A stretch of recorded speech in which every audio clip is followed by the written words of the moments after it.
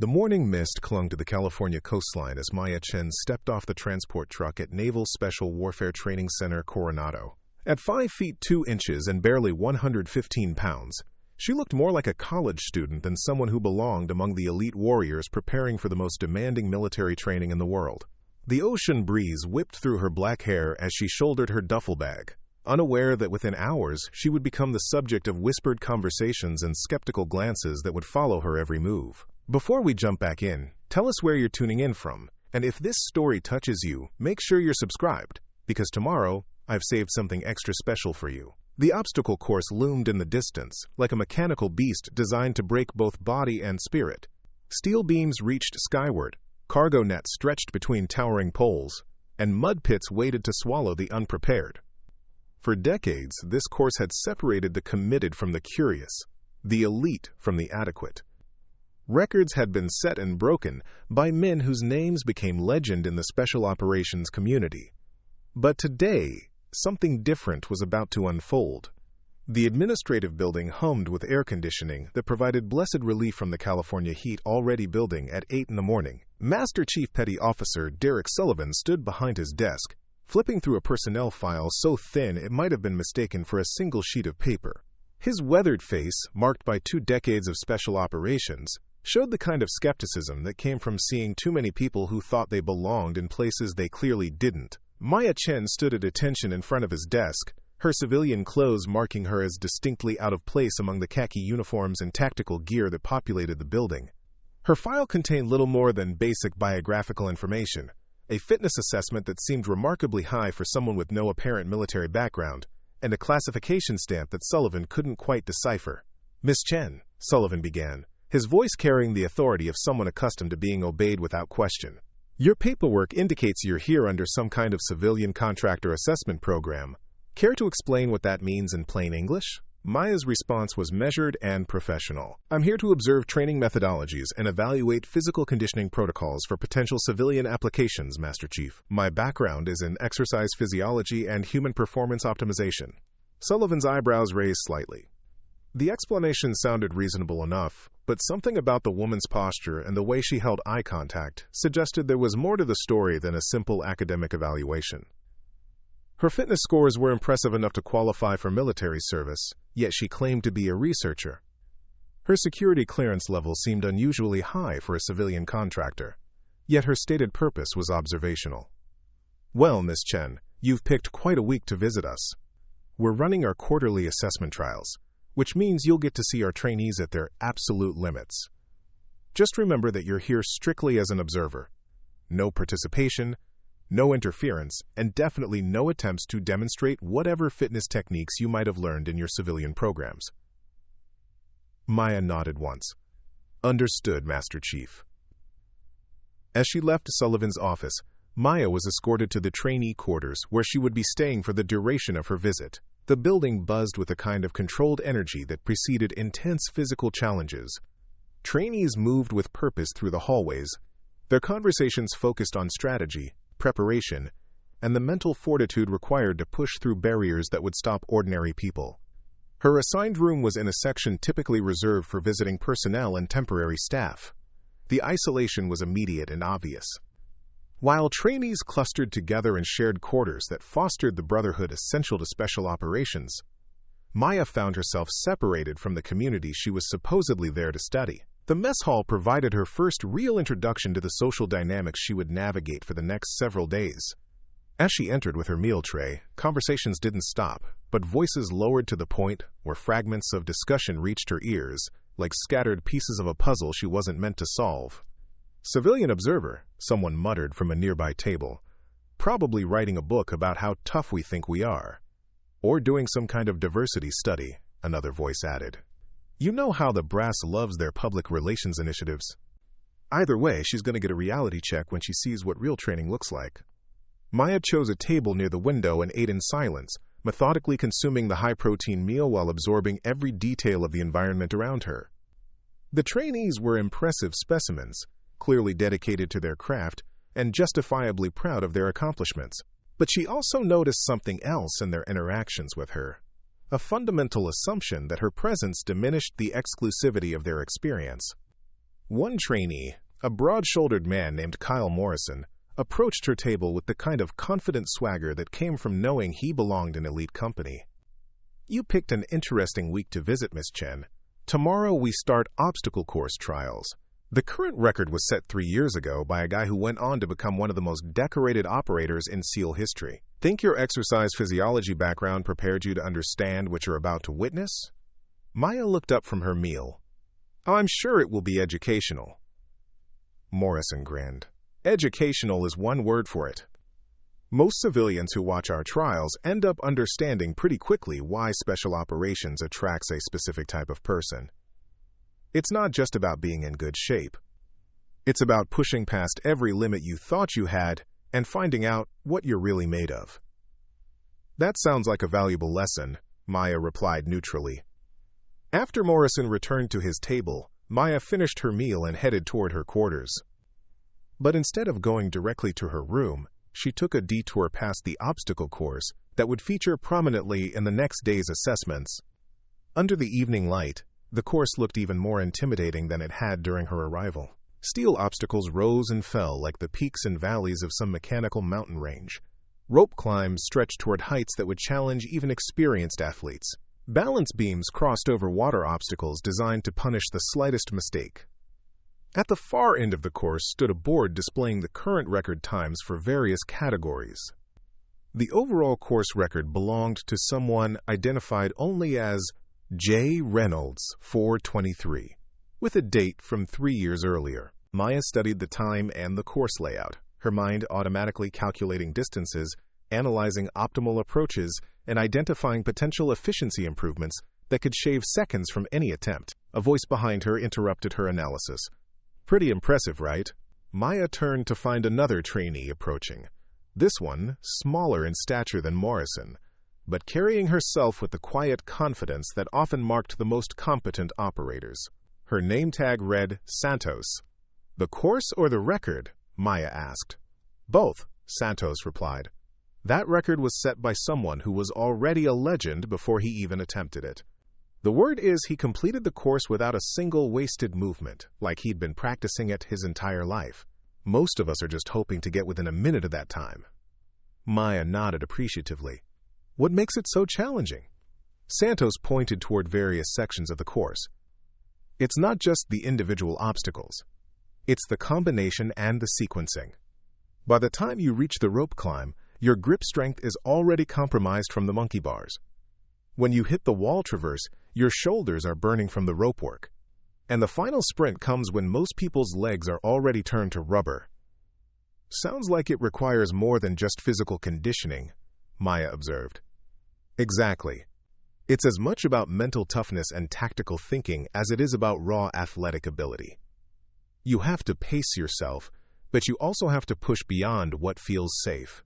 Most people fail because they either burn out too early or they're too cautious to make up time where it's available." That evening, Maya sat in her room, reviewing the mental notes she'd taken throughout the day. The trainees were clearly elite athletes, with the kind of mental toughness that separated special operations personnel from conventional military units.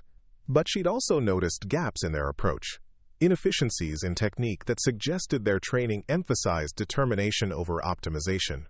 Outside her window, she could hear conversations from the main trainee quarters. The excitement was building for tomorrow's trials, with trainees discussing strategy and making predictions about who would come closest to the legendary record. Maya's name never came up in these discussions, which wasn't surprising given her observer status. But if they had known what she was thinking as she listened to their plans, they might have been less casual in their assumptions about what the next day would bring. Maya had spent years perfecting techniques that these trainees had never encountered. She'd developed approaches to obstacle navigation that prioritized efficiency over conventional methods. Most importantly, she'd learned to push past physical limitations through mental disciplines that weren't taught in any standard military training program. As she prepared for sleep, Maya allowed herself a small smile.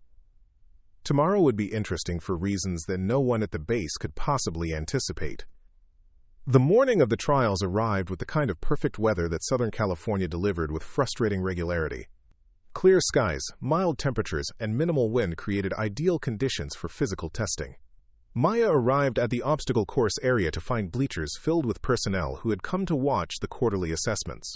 The atmosphere was part athletic competition and part military evaluation, with a serious undertone that came from knowing that performance here could impact future assignments and career trajectories. Master Chief Sullivan stood near the starting line with a clipboard and a stopwatch, flanked by other senior personnel who would evaluate not just completion times but also technique, mental toughness, and overall performance under pressure. The course had been inspected and verified, with safety personnel positioned at key points to assist anyone who encountered difficulties beyond their ability to handle. Maya took a position in the observation area designated for non-participants, her notebook ready to record whatever insights she was supposedly there to gather. But her attention wasn't focused on taking notes. Instead, she was conducting a final analysis of the course layout, timing the wind patterns that might affect balance obstacles, and calculating the optimal energy distribution that would allow for maximum performance across all sections. The first trainee to attempt the course was Morrison, whose confident demeanor from the previous evening had evolved into focused intensity. He approached the starting line with the kind of mental preparation that marked serious athletes, bouncing slightly on his toes and shaking out his arms to maintain loose muscles. Morrison, Kyle. Standard obstacle course assessment, Sullivan announced. Time begins on your movement. Morrison exploded from the starting line with impressive speed, attacking the first series of low hurdles with the kind of aggressive technique that emphasized power over finesse. His approach was effective but costly in terms of energy expenditure, and Maya could see him beginning to labor by the time he reached the rope climb that marked the course's midpoint. His final time of 6:47 drew respectful applause from the assembled personnel. It was a solid performance that demonstrated the kind of conditioning and determination expected from special operations candidates. But it was also more than 2 minutes slower than the record, a gap that seemed insurmountable to most of the observers. 3 more trainees attempted the course with similar results. Times ranged from 6:23 to 7:12, all respectable performances that would have been impressive in most military contexts. But they also confirmed what Maya had suspected from her analysis of the course design. The trainees were approaching the obstacles with techniques that prioritize conventional military training over optimal efficiency. During a break between attempts, Santos approached Maya's observation area. "What do you think so far? Getting the insights you came for?" Maya looked up from her notebook. "It's definitely educational. The physical conditioning of your trainees is impressive." "But?" Santos prompted, sensing there was more to Maya's assessment. "But I'm noticing some interesting choices in technique. Approaches that prioritize demonstration of strength over conservation of energy." Santos frowned slightly. "What do you mean?" Maya pointed toward the rope climb. "For example, most of your trainees are using a technique that emphasizes upper body strength.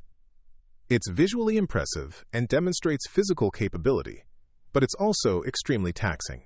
A more efficient approach might allow for better performance in the later obstacles." "You sound like you've given this some thought," Santos said, her tone suggesting curiosity rather than skepticism. "It's what I do," Maya replied simply. Human performance optimization often involves finding more efficient ways to accomplish the same objectives. Their conversation was interrupted by Sullivan's voice, calling for the next attempt. As the morning progressed, Maya watched trainee after trainee attack the course with determination and impressive physical capability. But she also confirmed her initial assessment that their techniques were suboptimal for achieving maximum efficiency. By midday, the best time of the morning belonged to a trainee named Rodriguez, who had completed the course in 5:58. It was an impressive performance that demonstrated exceptional conditioning and mental toughness, but it was still more than 90 seconds slower than the record, a gap that seemed to confirm the legendary status of the mysterious Jay Reynolds. During the lunch break, Maya found herself surrounded by trainees eager to discuss her observations of the morning's trials. Morrison, despite his earlier confidence, seemed genuinely interested in her perspective on performance optimization. "You mentioned efficiency versus strength demonstration," he said. "What would that look like in practical terms?" Maya considered how much detail to provide without revealing the extent of her own experience. Preparing and narrating this story took us a lot of time, so if you are enjoying it, subscribe to our channel. It means a lot to us. Now, back to the story. Take the wall traverse, for example. Most of your trainees are using techniques that prioritize maintaining contact with the wall, It feels safer and demonstrates grip strength. But if you analyze the physics involved, there are approaches that use momentum and body positioning to reduce the actual strength requirements. Sounds theoretical, Morrison replied, though his tone suggested interest rather than dismissal. Most optimization is theoretical until it's tested under real conditions, Maya acknowledged. Santos leaned forward. Have you ever tested any of your theories personally? Maya paused, aware that her answer could lead the conversation in direction she wasn't prepared to explore. I've had opportunities to evaluate various techniques in controlled environments. It was a carefully neutral response that provided information without revealing specifics. But Maya could see Santos processing the implications, her intelligence clearly working to understand why a civilian exercise physiologist would speak with such confidence about obstacle course techniques. The afternoon session featured the remaining trainees, including several who had been building toward this assessment for months. The pressure was evident in their preparation routines and the intensity of their mental focus. Maya watched each attempt with growing confidence in her analysis of the course's technical requirements. The best afternoon performance came from a trainee named Chen, no relation to Maya despite the shared surname, who completed the course in 5:51. It was the day's best time and demonstrated the kind of exceptional performance that marked potential special operations personnel. But it was still significantly slower than the record, and Maya noticed the same technical inefficiencies that had characterized all the day's attempts. As the formal assessment period concluded, Sullivan approached Maya's observation position. Well, Miss Chen, you've seen our quarterly trials from start to finish. Any insights you'd like to share? Maya closed her notebook and considered her response. The safe approach would be to offer generic observations about the impressive physical conditioning and mental toughness of the trainees. But something about the day's events had awakened a competitive instinct she'd been suppressing since arriving at the base. Your trainees demonstrate exceptional conditioning and determination, she began. But I've noticed some opportunities for technical improvement that might yield significant performance gains. Sullivan's eyebrows raised slightly. What kind of improvements? Efficiency modifications that could reduce energy expenditure in early obstacles, allowing for stronger performance in the final sections. Alternative approaches to certain techniques that might save time without increasing physical demands. Morrison, who had been listening to the conversation, stepped forward. That sounds pretty theoretical for someone who's only observed the course. Maya met his gaze directly. Most performance optimization starts with observation and analysis. But it has to be tested under real conditions to be validated, Santos added, her tone suggesting she was working toward something specific. Maya sensed the challenge developing before it was explicitly stated. The group dynamics were shifting in a way that felt familiar from other contexts where her competence had been questioned. But, unlike previous situations, she found herself considering whether to accept the implicit challenge rather than deflecting it. Sullivan seemed to recognize the direction of the conversation as well. Miss Chen, I hope you're not suggesting that your theoretical improvements could actually impact practical performance on this course. I'm suggesting that there's often a gap between optimal technique and conventional approach, Maya replied carefully. Morrison grinned. Well, there's one way to test that theory. The course is still set up. Safety personnel are still on duty. And we've got plenty of time before evening chow.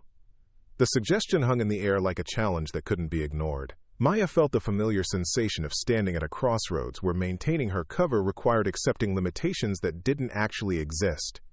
But she also sensed that this moment might be important for reasons beyond simple competitive pride. Santos stepped closer. What Morrison's suggesting is that you demonstrate these theoretical improvements yourself. Show us what optimal technique actually looks like. Maya looked around at the faces surrounding her. She saw curiosity mixed with skepticism, genuine interest combined with the assumption that a civilian observer would quickly discover the difference between theory and practice. But she also saw an opportunity to provide a lesson that might benefit everyone present. That would be outside my designated role here, Maya said finally. Come on, Morrison pressed. You've been analyzing our techniques all day. Don't you want to see how your theories hold up under real pressure? Maya felt the group's attention focusing on her response. The safe answer was to decline gracefully and maintain her observer status. But something about the day's events had reminded her of capabilities she'd been suppressing and knowledge she'd been hiding. If Master Chief Sullivan authorized it, I suppose I could provide a practical demonstration of some optimization techniques, she said quietly. Sullivan studied her face for a long moment, clearly trying to assess what he was potentially agreeing to. Miss Chen, this course has defeated experienced military personnel. It's designed to test limits that most people don't have.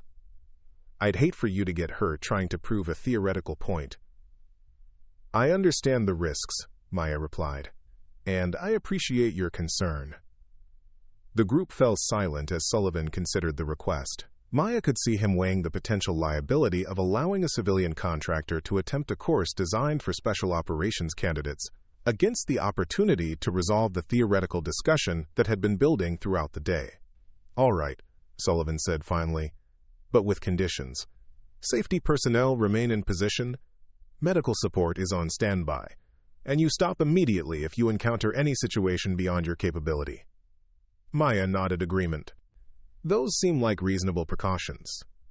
As word spread that the civilian observer would be attempting the obstacle course, personnel began gathering in the viewing areas with the kind of anticipation that preceded either spectacular success or entertaining failure. Maya could hear fragments of conversation that ranged from genuine curiosity to skeptical amusement. This should be interesting, someone commented. At least it'll be educational, another voice added. Maybe she'll understand why this course has the reputation it does. Maya ignored the commentary and began her preparation routine. She stretched systematically, focusing on the specific muscle groups that would be most stressed during the course. She reviewed her planned approach to each obstacle, visualizing the techniques she intended to demonstrate. Most importantly, she centered her mind in the focused state that had allowed her to achieve seemingly impossible objectives in contexts far more challenging than this. As she approached the starting line, Maya was aware that her next few minutes would fundamentally change how everyone at the base perceived her. The safe performance would be to attempt the course with reasonable effort and complete it in a time that demonstrated basic competence without raising uncomfortable questions about her background. But Maya had never been particularly interested in safe performances. Sullivan raised his stopwatch. Chen, Maya, standard obstacle course assessment. Time begins on your movement. Maya exploded from the starting line with a speed that immediately distinguished her approach from anything the observers had seen during the day's trials. But more than raw speed, her technique demonstrated efficiency that seemed to violate basic assumptions about how the obstacles should be navigated. She flowed over the initial hurdles with minimal vertical displacement, her body staying low and forward momentum never interrupted. At the rope climb, instead of the arm-over-arm technique that had exhausted other trainees, she used a leg-assisted method that distributed effort across her entire body while maintaining rapid upward progress. The wall traverse showcased the efficiency improvements she'd mentioned during lunch. Rather than maintaining constant contact with the wall, Maya used controlled momentum to swing from hold to hold, her body position optimized to reduce the strength requirements for each movement. By the time she reached the cargo net, spectators were beginning to realize that they weren't watching a civilian contractor struggle through an obstacle course. They were watching someone demonstrate mastery of techniques that most of them had never encountered. Maya's approach to the final sprint was perhaps the most impressive aspect of her performance. While other trainees had reached this point, with their energy largely depleted, her efficient navigation of earlier obstacles had left her with reserves that allowed for a finishing kick that seemed almost supernatural. When she crossed the finish line, Sullivan stared at his stopwatch for several seconds before announcing the time.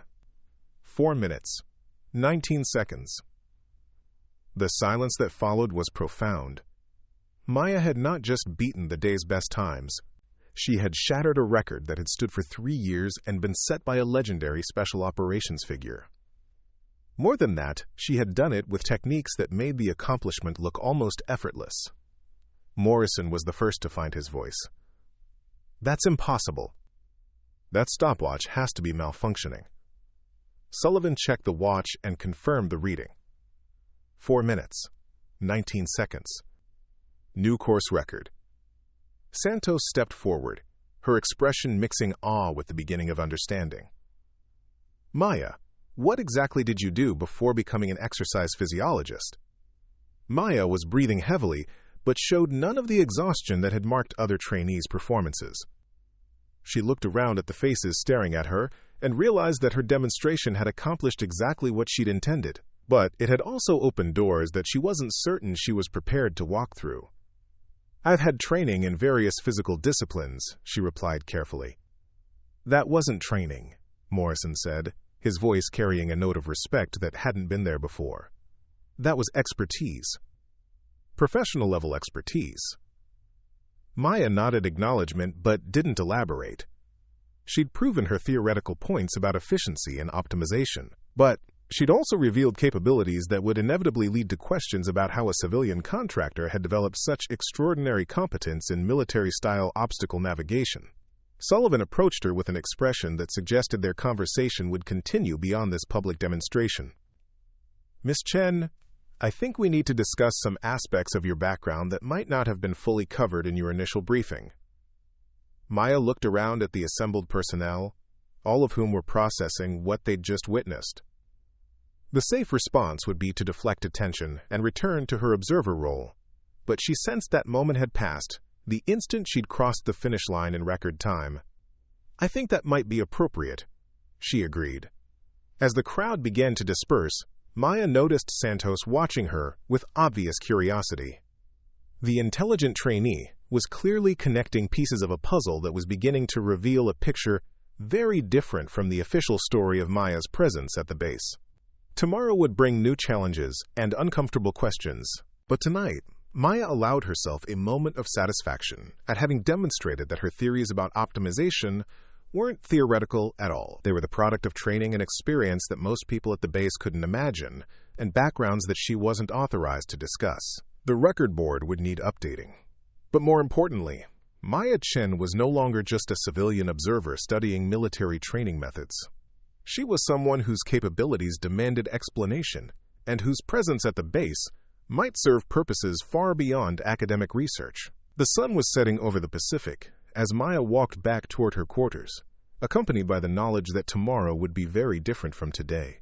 The question was whether that difference would lead toward opportunities she'd been hoping to find, or complications she'd been trying to avoid. Either way, the record now belonged to her. And in the world of special operations, records weren't just numbers. They were statements about what was possible when theory met perfect execution under pressure. Maya had made her statement.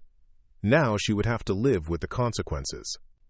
The morning briefing room felt different when Maya entered at 0700 hours. Where yesterday she had been an afterthought relegated to the back corner, today she found herself the subject of curious glances and hushed conversations that ceased the moment she approached. Master Chief Sullivan stood at the front of the room with a folder that was considerably thicker than the sparse file he had reviewed during her arrival. Maya took her usual seat and waited while Sullivan addressed the assembled trainees about the day's training schedule. But she noticed that his eyes kept returning to her position, and when he mentioned the previous day's obstacle course trials, several heads turned in her direction with expressions that ranged from respect to outright curiosity. After dismissing the trainees to their morning physical training, Sullivan approached Maya with the deliberate stride of someone who had reached conclusions overnight that required immediate discussion. "Miss Chen, my office. Now." The walk across the courtyard was conducted in silence, but Maya could feel the weight of unspoken questions in Sullivan's posture.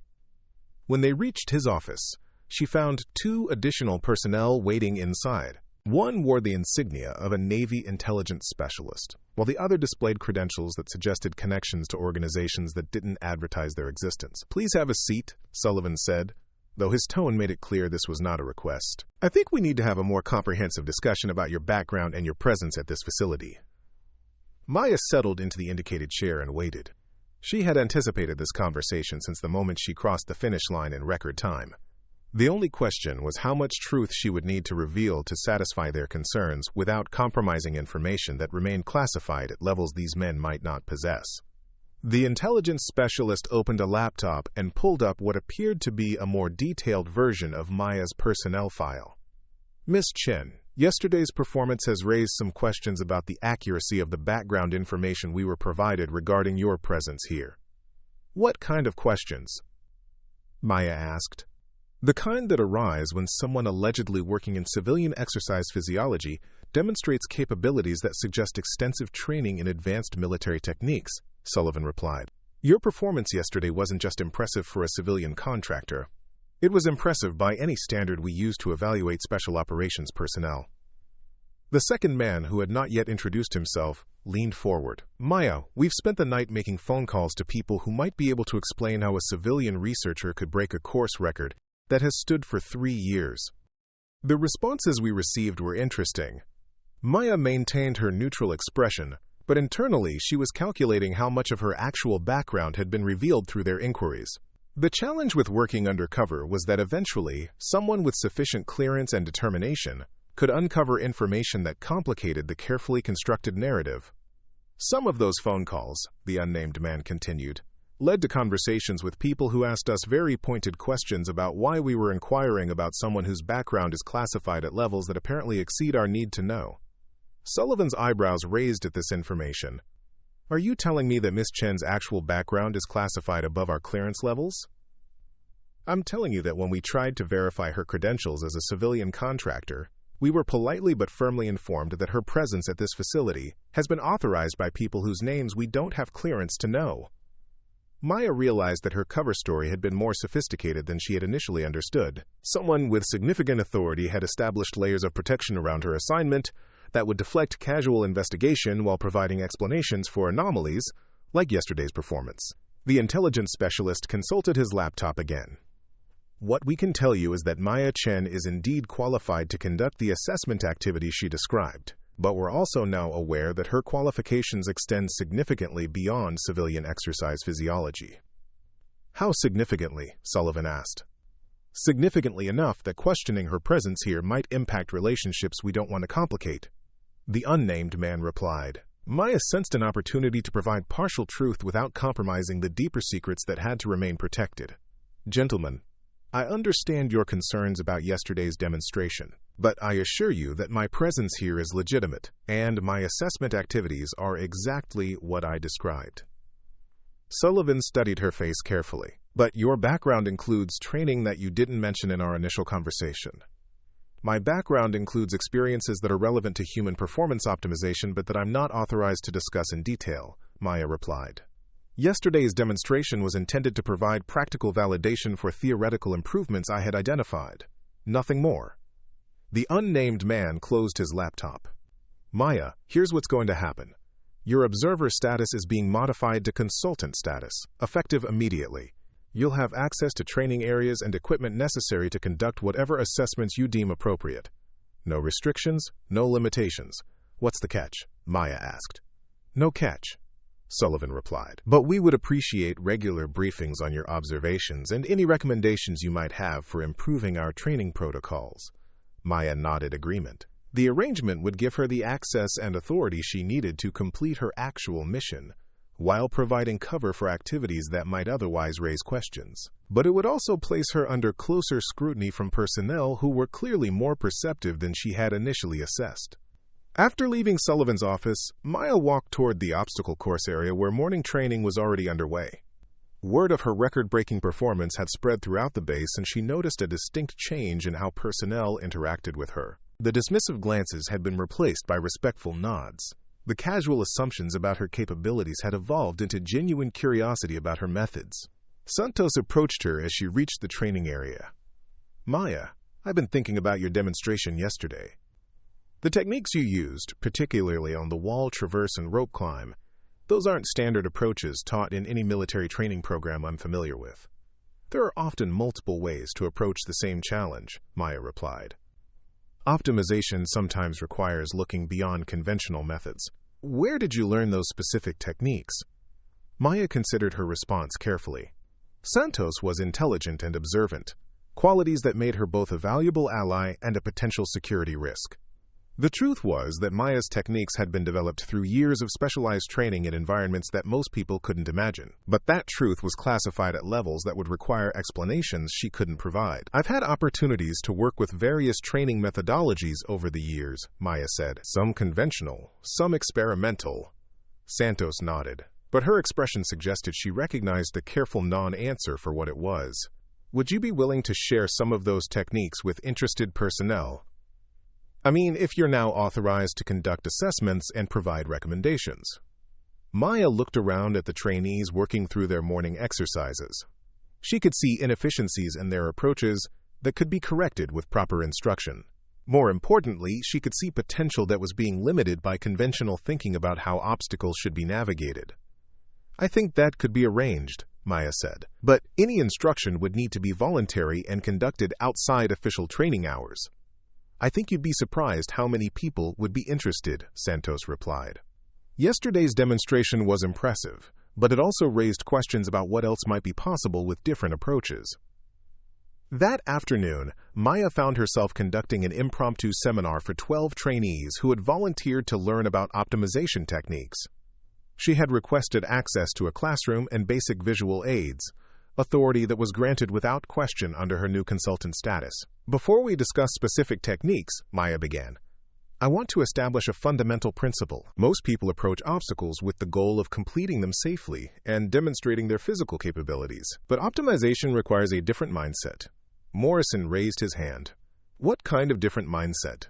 "Instead of asking, 'How do I complete this obstacle?' you ask, 'What is the most efficient way to achieve the required outcome?' The difference might seem subtle, but it leads to very different technical choices." Maya moved to the whiteboard and sketched a simple representation of the wall traverse. For example, conventional technique emphasizes maintaining 3 points of contact at all times. It's safe, it demonstrates grip strength, and it ensures steady progress. But it's also inefficient. She added arrows and trajectory lines to her sketch. Alternative approaches use momentum and body positioning to reduce the actual strength requirements while maintaining safety margins. The result is faster completion, with less energy expenditure. Santos leaned forward. "Can you demonstrate the difference?" "We can walk through the theory here, then apply it during practical sessions," Maya replied. "But the key concept is that optimization often involves techniques that feel counterintuitive until you understand the physics involved." For the next hour, Maya worked through systematic analysis of each obstacle on the course. She explained energy conservation principles, discussed momentum utilization, and introduced concepts of tactical breathing that could improve performance under stress. But more than technical instruction, she was teaching a different way of thinking about challenges. "The most important lesson," Maya concluded, "is that your assumptions about what's possible are probably wrong. Most people operate within artificial limitations that exist in their minds rather than in physical reality." After the session, several trainees approached her individually with specific questions about technique and application. Maya was impressed by their intelligence and dedication, but she was also aware that her instruction was revealing more about her own background than might be advisable.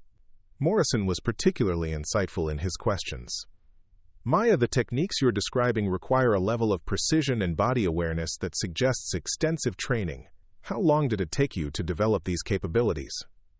"Longer than most people would be willing to invest," Maya replied honestly. "What kind of training environment allows for that level of development?" Maya paused, recognizing that Morrison was probing for information that could compromise her cover. "Specialized programs that focus on human performance optimization under challenging conditions." It was technically accurate while revealing nothing about the classified nature of those programs or the operational contexts in which her skills had been developed. But Maya could see Morrison processing the implications, his intelligence working to understand how civilian research could produce such advanced capabilities. That evening, Maya received a message requesting her presence at an informal gathering in the trainee common area. When she arrived, she found most of the day's volunteers, along with several other personnel who had heard about the optimization seminar. "We've been discussing your instruction today," Santos said, "and we're curious about something. The techniques you described, they're not just theoretical improvements. They represent a systematic approach to obstacle navigation that suggests extensive practical application." Maya sensed the conversation moving toward territory that required careful navigation. "What's your point?" "Our point," Morrison said, "is that civilian contractors don't usually possess the kind of specialized knowledge you demonstrated today. And they definitely don't break course records that have stood for 3 years." Maya looked around at the faces surrounding her. She saw curiosity and respect, but also growing suspicion about the inconsistencies in her official story. The challenge was to address their concerns without revealing information that would compromise her actual mission. "I understand your questions," Maya said, "but I think you're making assumptions about what civilian contractors can and cannot know based on limited exposure to the field." Are you saying there are civilian contractors with special operations level capabilities? Santos asked. I'm saying that human performance optimization is a specialized field that intersects with various training methodologies, some of which might be more advanced than you'd expect. It was another careful non-answer, but Maya could see that her audience was becoming less satisfied with vague explanations. Their intelligence and training made them naturally suspicious of inconsistencies, and her demonstrated capabilities represented a significant inconsistency with her stated background. The conversation was interrupted by the arrival of Master Chief Sullivan, who approached the group with an expression that suggested official business rather than casual interaction. Miss Chen, I need to speak with you privately, Sullivan said. Maya followed him to a quiet corner of the room where their conversation could be conducted without being overheard by the assembled trainees. We've received some additional information about your background, Sullivan said quietly. Information that explains some of the inconsistencies we've been noting. What kind of information? The kind that suggests your presence here serves purposes beyond the civilian contractor assessment program we were initially briefed about. Maya felt the familiar tension that preceded moments when carefully constructed covers began to unravel. I'm not sure what you mean. Maya, we know that your actual background includes training and experience that places you in a very different category than civilian contractor. We also know that discussing the specifics of that background would require clearances that most people at this base don't possess. Maya realized that someone with significant authority had decided to reveal additional layers of her actual status to Sullivan and his personnel. The question was how much had been revealed, and what expectations that revelation created. What does that mean for my status here? Maya asked. It means we understand that your assessment activities might be more complex than we initially realized, Sullivan replied. And it means we're prepared to provide whatever support you need to complete your actual mission. Maya studied Sullivan's face, trying to assess how much he actually knew versus how much he suspected. I appreciate your support, but my assessment activities remain exactly what I described. Of course, Sullivan said. But if those assessment activities require capabilities or resources beyond what we initially anticipated, we want to ensure you have access to whatever you need. Maya nodded, understanding that Sullivan was offering cooperation while acknowledging that he recognized the official story was incomplete. It was a professional courtesy that allowed both parties to maintain necessary fictions while ensuring mission success. When Maya returned to the trainee gathering, she found the conversation had evolved in her absence. Santos was leading a discussion about the implications of advanced optimization techniques for special operations training, while Morrison was raising questions about how such techniques could be integrated into official curricula. Maya, Santos said as she rejoined the group, we've been talking about the possibility of expanding your optimization seminars, maybe developing a systematic program that could benefit more personnel. That's an interesting idea, Maya replied, but it would require approval from appropriate authorities. What if we could get that approval? Morrison asked. What would a comprehensive optimization program look like? Maya considered the question while recognizing the opportunity it represented. Her actual mission involved assessment and evaluation of training methodologies, but it also included identification of improvement opportunities that could enhance operational effectiveness. A systematic program would accomplish both objectives while providing cover for her continued presence at the base. A comprehensive program would need to address physical optimization, mental preparation, and tactical application, Maya said. It would require dedicated training time, specialized equipment, and instructor capabilities that might not currently exist at this facility. But it would be possible? Santos pressed. Most things are possible with appropriate resources and authority, Maya replied. The enthusiasm in the room was palpable as trainees began discussing the potential impact of advanced optimization training on their capabilities and career prospects. But Maya was also aware that developing such a program would require revealing more about her background and expertise than might be advisable. Over the following days, word of Maya's optimization seminars spread throughout the base. Personnel who had not attended the initial sessions began requesting access to instruction, while those who had participated started applying the techniques in their regular training activities. The results were noticeable immediately. Course completion times improved across multiple categories. Physical training scores increased among personnel who had implemented Maya's breathing and energy conservation techniques. More importantly, trainees began approaching obstacles with the kind of analytical thinking that characterized elite operators rather than conventional military personnel. Sullivan documented these improvements in daily reports that were forwarded to higher authorities, though Maya suspected those reports were reaching people who already understood the significance of her presence at the base. The question was whether the improvements justified expanding her role or whether they represented completion of her assessment objectives. The answer came during a secure phone call that Sullivan received on a Friday morning. Maya was conducting a practical optimization session when Sullivan appeared at the training area with an expression that suggested significant developments. "Miss Chen, I need to speak with you immediately," Sullivan said. Maya secured the training area and followed Sullivan to his office, where she found the same intelligence specialist from her previous interview, along with a new face that carried the kind of authority that made seasoned military personnel stand straighter. "Maya," the new arrival said without preamble, "I'm Colonel Sarah Mitchell. I oversee training development for Special Operations Command, and I've been following your work here with considerable interest." Maya recognized the name from classified briefings she had attended in previous assignments. Colonel Mitchell was responsible for innovations that had revolutionized special operations training across multiple service branches. Her presence suggested that Maya's activities had attracted attention at the highest levels of the special operations community. "Colonel Mitchell," Maya replied respectfully.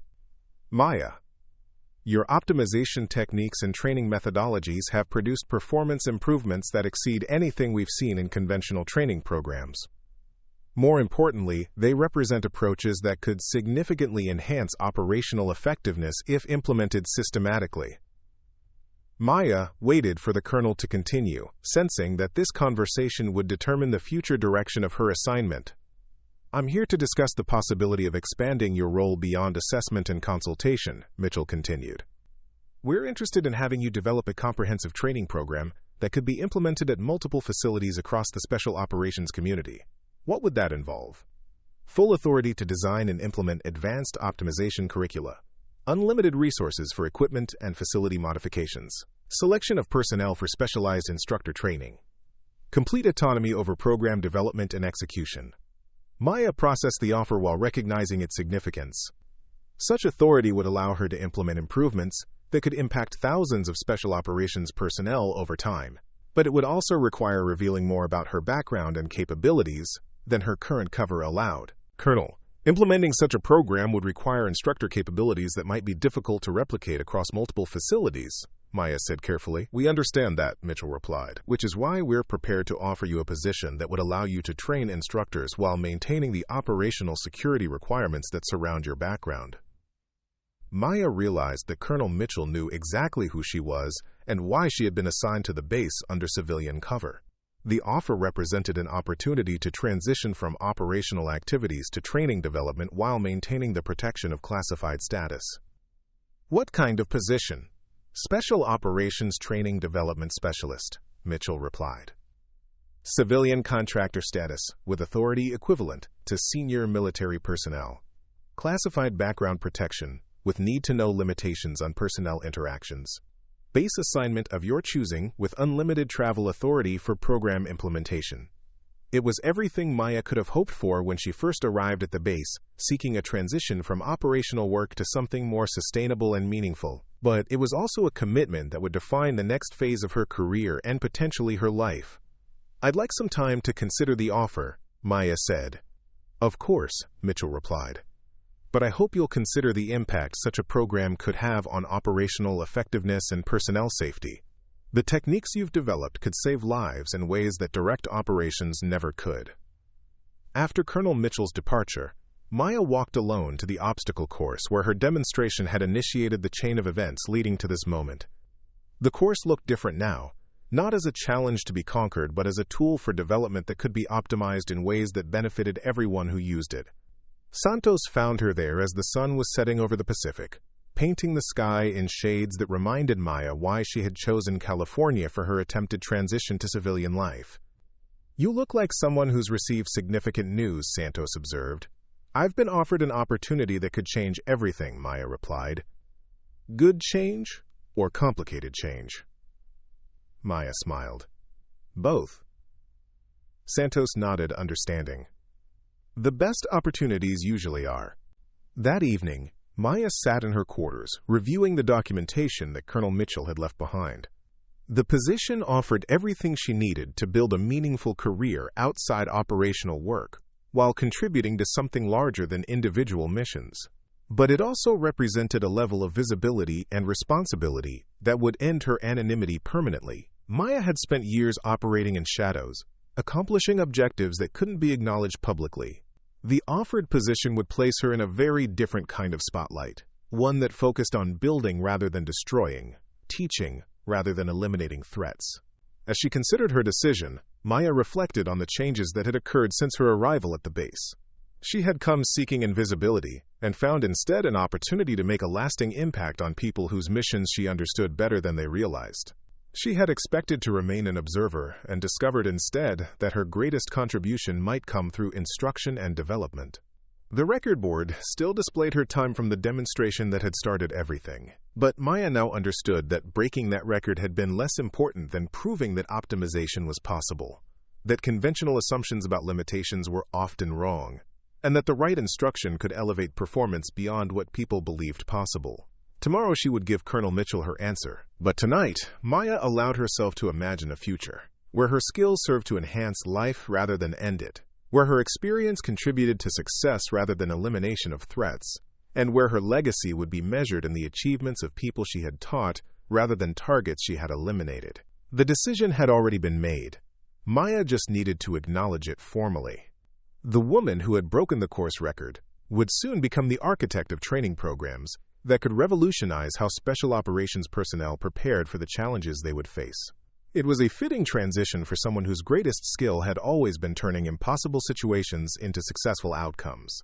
The base settled into evening quiet around her as Maya prepared for the next phase of a career that had already exceeded every expectation she had dared to hold. Tomorrow would bring new challenges and greater responsibilities, but it would also bring the opportunity to build something that would outlast any individual accomplishment and impact countless lives in ways that truly mattered. Maya's acceptance of Colonel Mitchell's offer transformed the Naval Special Warfare Training Center Coronado into something unprecedented in military training history. Within 6 weeks of her official appointment as Special Operations Training Development Specialist, the base had been equipped with facilities that pushed the boundaries of what was considered possible in human performance optimization. The new training complex occupied 12 acres of previously unused land adjacent to the original obstacle course. Maya had designed every element personally, incorporating lessons learned from environments and challenges that remained classified beyond the clearance levels of most personnel who would use the facilities. The result was a training environment that could simulate conditions ranging from Arctic survival to urban warfare, all within a single integrated system.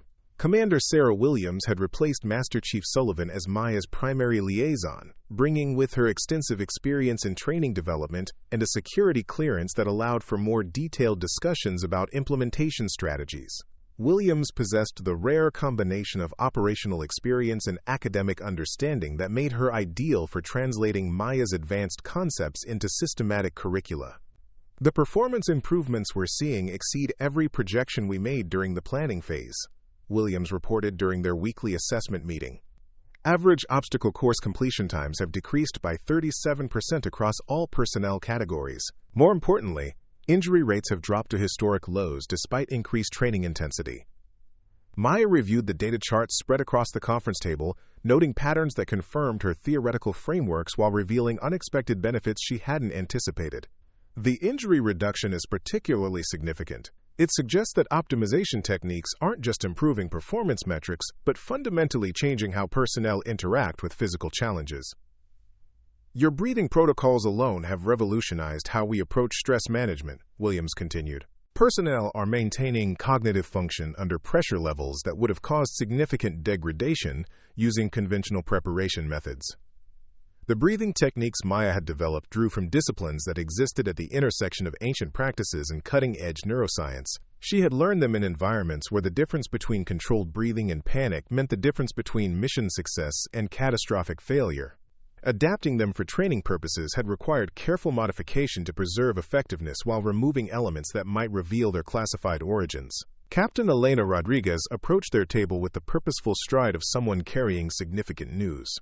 Rodriguez served as liaison between Maya's program and Special Operations Command, ensuring that innovations developed at Coronado could be rapidly implemented across the broader Special Operations community.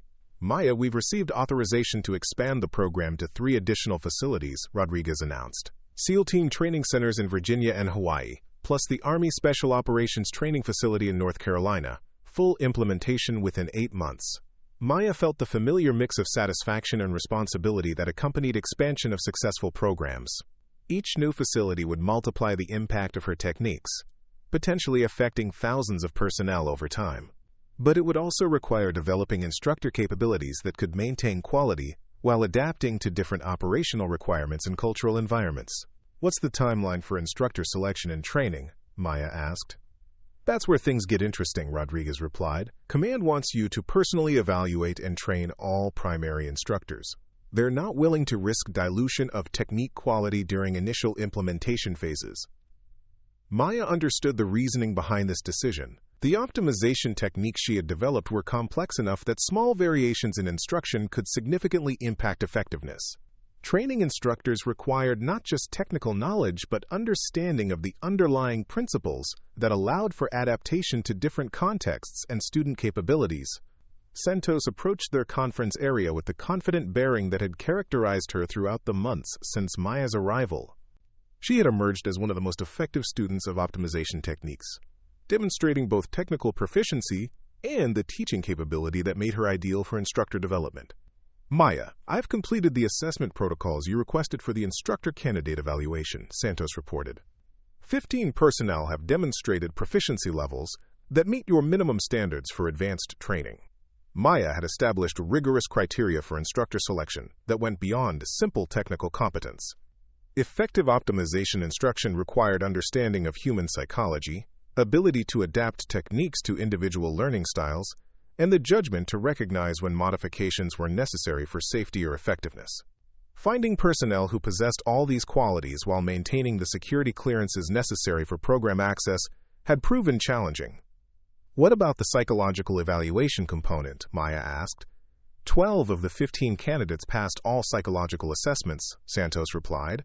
The 3 who didn't meet standards showed excellent technical skills, but demonstrated inflexibility in teaching approaches that could limit their effectiveness with diverse student populations. Maya nodded approval. The psychological component of instructor evaluation was crucial because optimization techniques required students to move beyond conventional thinking about physical limitations. Instructors who couldn't adapt their approaches to different mindsets would be unable to help students achieve the mental shifts necessary for true performance enhancement. Morrison joined their group carrying a tablet displaying performance data that had captured his attention during morning training sessions. His evolution from skeptical trainee to enthusiastic advocate of optimization techniques had been remarkable, demonstrating the kind of intellectual growth that Maya valued more than simple technical proficiency. Maya, you need to see these numbers, Morrison said, activating his tablet display. The integration training we implemented last week is producing results that exceed even our optimistic projections. Maya examined the data Morrison presented, noting performance improvements that suggested students were successfully combining individual optimization techniques into comprehensive approaches to complex challenges. This integration represented the ultimate goal of her training program, moving beyond technique-specific improvements to fundamental enhancement of how personnel approached any physical or mental challenge. What's driving the accelerated learning curve? Maya asked. We think it's the peer instruction component you added, Morrison replied.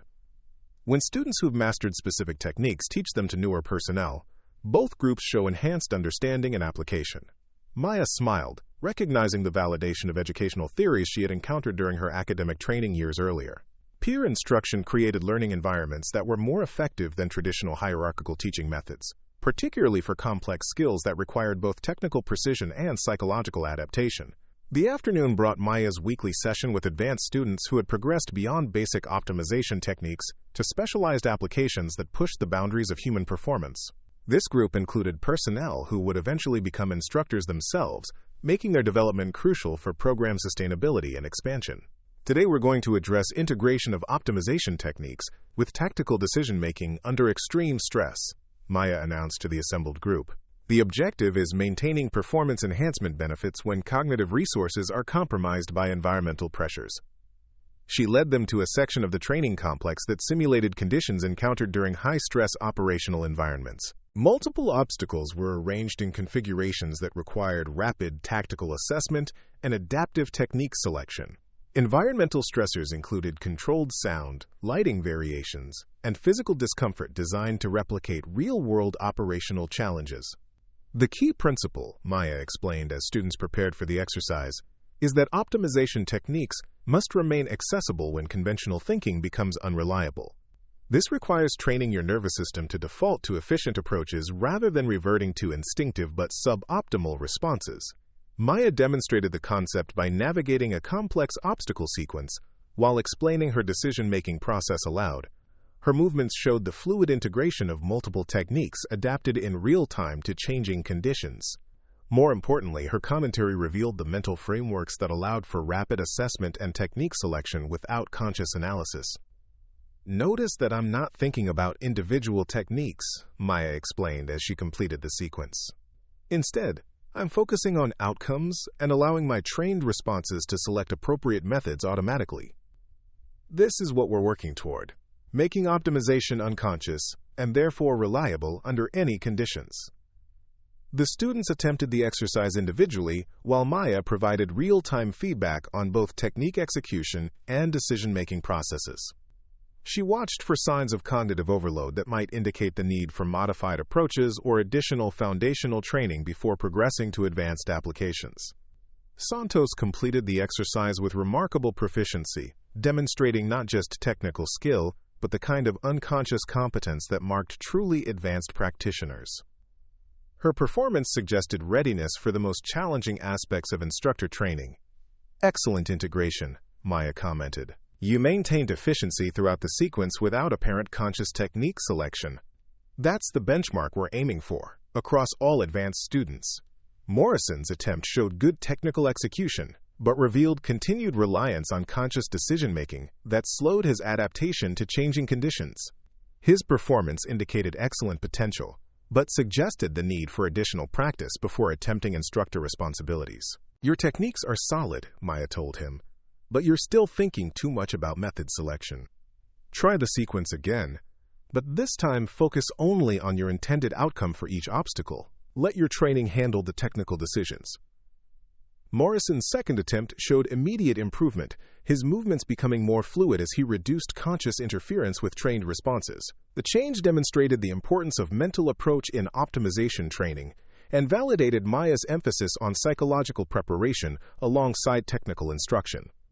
After the training session, Maya found herself approached by Captain Rodriguez with news that would significantly impact the program's future direction. Maya, we've received a special request from Joint Special Operations Command, Rodriguez said. They want you to develop a specialized optimization program for personnel preparing for classified operations that require performance levels beyond conventional special operations standards. Maya understood immediately that this request concerned activities that existed at the highest levels of operational classification. Such programs typically involved personnel whose missions remained unknown even to most special operations leadership. Developing training for such operations would require accessing information that could reveal more about her own background than might be advisable. What kind of timeline and resources are we discussing? Maya asked carefully. Unlimited resources, accelerated timeline, and complete autonomy over program development, Rodriguez replied, but also absolute operational security requirements that would limit discussion of program details to personnel with appropriate clearances. Maya recognized both the opportunity and the challenge inherent in such an assignment. Unlimited resources would allow her to implement techniques that current budget constraints prevented. But operational security requirements would isolate her from the collaborative relationships that had made her current program successful. I'd need to maintain oversight of existing programs while developing specialized curricula, Maya said. That's already been arranged, Rodriguez replied. Santos and Morrison would receive temporary promotions and assume day-to-day management of standard training operations under your supervision. Maya felt a surge of pride at this recognition of her students' capabilities. Their development from skeptical trainees to competent instructors represented validation of her teaching methods and suggested that program sustainability wouldn't depend entirely on her personal involvement. That evening, Maya walked alone through the training complex she had designed and built over the previous months. The facilities represented the most advanced human performance training environment ever created, incorporating innovations that pushed the boundaries of what was considered possible in military preparation. But more than physical structures, they represented a fundamental shift in how the special operations community approached human potential. The original obstacle course where she had broken the long-standing record remained unchanged, serving as both historical reference and reminder of how far the program had evolved. Maya paused at the finish line where her demonstration had initiated everything that followed, remembering the mixture of nervousness and determination she had felt during those crucial moments. Santos found her there as the sun set over the Pacific, its light reflecting off the steel and concrete of training obstacles that had challenged thousands of personnel over the years. "Thinking about how much has changed?" Santos asked. "Thinking about how much more is possible," Maya replied. "6 months ago, I came here as an observer. Now we're developing training programs that could revolutionize how special operations personnel prepare for missions we can't even discuss publicly." Santos nodded, understanding. "What's next?" Maya smiled, recognizing that Santos was asking about both immediate program developments and longer-term career directions. "Next, we prove that human potential is limited more by assumptions than by actual physical or mental constraints. We show that optimization isn't just about individual performance improvement, but about fundamentally changing what people believe is possible." The following weeks brought intensive preparation for program expansion and specialized curriculum development. Maya worked closely with Santos and Morrison to establish protocols that would maintain training quality, while allowing for adaptation to different facility requirements and student populations. The instructor training program they developed was more comprehensive than anything previously attempted in military education. It addressed technical proficiency, teaching methodology, psychological assessment, and the leadership skills necessary for managing advanced training environments. Most importantly, it emphasized the philosophical foundations that made optimization possible, the willingness to question assumptions and explore possibilities beyond conventional limitations. Maya's specialized program for classified operations remained largely separate from standard training activities, though she occasionally integrated lessons learned from advanced students into regular curricula. The security requirements surrounding this work meant that even Santos and Morrison had limited knowledge of its specifics, though they could observe its impact on Maya's teaching approach and program development. 3 months after accepting the expanded responsibilities, Maya received notification that the first facility implementation had exceeded all performance benchmarks. Personnel at the Virginia Training Center were demonstrating improvement rates that matched those achieved at Coronado, suggesting that her instructor training protocols had successfully transferred program benefits to new environments. Commander Williams presented the Virginia facility data during their weekly assessment meeting, her expression showing the satisfaction of someone whose professional reputation had been enhanced by association with unprecedented success. The Virginia team reports average performance improvements of 42% across all training categories, Williams announced. More significantly, they're identifying additional optimization opportunities that weren't apparent during initial program development. Maya felt the deep satisfaction that came from seeing theoretical frameworks validated through practical application. The Virginia facility's discovery of new optimization opportunities suggested that her training had successfully instilled the analytical thinking necessary for continued program evolution rather than simple technique replication. "What kinds of new opportunities are they identifying?" Maya asked. "Primarily variations in technique application that account for regional differences in student backgrounds and physical capabilities," Williams replied. "The instructors you trained are demonstrating the adaptability necessary for long-term program sustainability." Maya recognized this adaptability as evidence that her instructor training had achieved its most important objective, developing people who could think like optimization specialists, rather than simply teaching specific techniques. This capability would allow programs to evolve and improve over time, rather than gradually degrading through repetition without understanding. Morrison approached their conference area with news that would significantly impact Maya's long-term planning considerations. "Maya, I've received preliminary approval for establishing a permanent optimization training research center," Morrison announced. full academic affiliation, dedicated research staff, and authority to develop new techniques beyond current operational requirements. Maya understood immediately that such a center would represent the institutionalization of optimization principles within military training culture. It would ensure that her work continued beyond her personal involvement while providing resources for continued innovation and development. What kind of research focus are they proposing? Maya asked.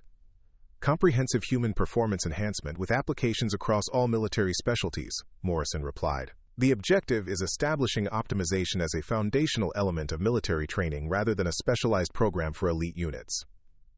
Maya recognized both the opportunity and the responsibility inherent in such expansion. Successful implementation would affect military training culture at the most fundamental levels, potentially impacting hundreds of thousands of personnel over time. But it would also require maintaining quality and effectiveness across vastly diverse applications and student populations. Santos joined their discussion, carrying documentation that would influence Maya's decision about the research center proposal. Maya, the psychological assessment data from all 3 implemented programs shows consistent patterns that support expansion to broader military populations, Santos reported. Personnel from conventional units demonstrate the same capacity for optimization learning as special operations candidates when provided with appropriate instruction. Maya had suspected this would be the case, since optimization techniques addressed fundamental aspects of human performance rather than capabilities unique to elite military personnel. Their intelligence and training made them naturally suspicious of inconsistencies, and her demonstrated capabilities represented a significant inconsistency with her stated background. The conversation was interrupted by the arrival of Master Chief Sullivan, who approached the group with an expression that suggested official business rather than casual interaction. Miss Chen, I need to speak with you privately, Sullivan said. Maya followed him to a quiet corner of the room where their conversation could be conducted without being overheard by the assembled trainees. We've received some additional information about your background, Sullivan said quietly. Information that explains some of the inconsistencies we've been noting. What kind of information? The kind that suggests your presence here serves purposes beyond the civilian contractor assessment program we were initially briefed about. Maya felt the familiar tension that preceded moments when carefully constructed covers began to unravel. I'm not sure what you mean. Maya, we know that your actual background includes training and experience that places you in a very different category than civilian contractor. We also know that discussing the specifics of that background would require clearances that most people at this base don't possess. Maya realized that someone with significant authority had decided to reveal additional layers of her actual status to Sullivan and his personnel. The question was how much had been revealed, and what expectations that revelation created. What does that mean for my status here? Maya asked. It means we understand that your assessment activities might be more complex than we initially realized, Sullivan replied. And it means we're prepared to provide whatever support you need to complete your actual mission. Maya studied Sullivan's face, trying to assess how much he actually knew versus how much he suspected. I appreciate your support, but my assessment activities remain exactly what I described. Of course, Sullivan said, but if those assessment activities require capabilities or resources beyond what we initially anticipated, we want to ensure you have access to whatever you need. Maya nodded, understanding that Sullivan was offering cooperation while acknowledging that he recognized the official story was incomplete. It was a professional courtesy that allowed both parties to maintain necessary fictions while ensuring mission success. It represents a fundamental shift in our understanding of human potential and our commitment to helping every service member achieve capabilities they never believed possible. She paused, looking out at faces that included many of the personnel who had witnessed her initial demonstration, and some who had become instructors in programs now operating worldwide. A year ago, many of you watched me complete an obstacle course in a time that seemed impossible. But that demonstration wasn't about my individual capabilities. It was about proving that our assumptions about limitations are often wrong, and that the right instruction can help anyone achieve performance levels beyond what they previously thought possible. Maya continued her address by outlining the Institute's mission to develop optimization techniques for military applications while conducting research that could benefit civilian populations. The Institute would serve as a bridge between cutting-edge performance science and practical military training, ensuring that innovations reached the personnel who needed them most. After the ceremony, Maya found herself approached by Colonel Mitchell, whose original offer had initiated the chain of events leading to this moment. "Maya, you've exceeded every expectation we had when we first discussed expanding your role," Mitchell said. "The Institute represents institutionalization of innovations that will impact military effectiveness for generations." Maya nodded appreciation while recognizing the weight of responsibility that accompanied such institutionalization. "The key will be maintaining innovation while ensuring quality as programs expand beyond current scale. That's why we've approved your request for complete autonomy over Institute operations," Mitchell replied. "You've demonstrated that optimization requires leadership from people who understand both the science and the application." Maya smiled, understanding that her transition from operational personnel to training developer had achieved everything she had hoped for when she first arrived at Coronado, seeking a different kind of contribution to national security. The Institute would allow her to impact military effectiveness on a scale that individual operations could never achieve. As evening settled over the ceremony location, Maya walked once more to the original obstacle course, where her demonstration had initiated everything that followed. The course looked smaller now, not because it had changed, but because her understanding of human potential had expanded so dramatically. Santos and Morrison joined her at the finish line, their presence representing the continuity that would ensure the Institute's success beyond Maya's direct involvement. "What's next?" Santos asked, echoing the question she had posed months earlier. Maya looked around at the training complex that had grown from a single obstacle course into a comprehensive research and development facility that was already influencing military training worldwide. "Next, we prove that what we've accomplished here was just the beginning," Maya replied. "We show that human potential is limited primarily by imagination rather than capability, and we help people discover what becomes possible when they stop accepting conventional assumptions about limitations." Morrison nodded understanding. "Sounds like the same philosophy that led to a 4-minute, 19-second obstacle course record." Maya smiled, remembering the mixture of nervousness and determination she had felt during that crucial demonstration. "Exactly the same philosophy. The only difference is scale." As they walked back toward the Institute buildings, Maya reflected on the journey that had brought her from classified operations to educational leadership. She had discovered that her greatest contribution to national security might not involve the specialized skills that had made her effective in operational contexts, but rather her ability to help others discover capabilities they had never imagined possessing. The Institute represented more than professional success. It represented a fundamental shift from a career focused on individual achievement to one dedicated to multiplying human potential through education and development. Maya had found a way to serve her country that built rather than destroyed, that enhanced life rather than eliminating threats, and that created legacy through the achievements of people she had taught rather than missions she had completed. The obstacles course record board still displayed her time from the demonstration that had started everything. But Maya now understood that breaking that record had been less important than proving that records were meant to be broken, that limitations existed primarily in assumptions rather than reality, and that the right instruction could help anyone achieve performance levels beyond what they had previously thought possible. The woman who had arrived at Coronado as a mysterious civilian contractor had become the architect of training innovations that would influence military effectiveness for decades. It was a transformation that exceeded every expectation she had held when she first stepped off the transport truck and saw the obstacle course that would change her life. Maya Chen had found her true calling, not as an individual performer, but as someone who multiplied performance possibilities through teaching, innovation, and the unwavering belief that human potential was limited more by imagination than by capability.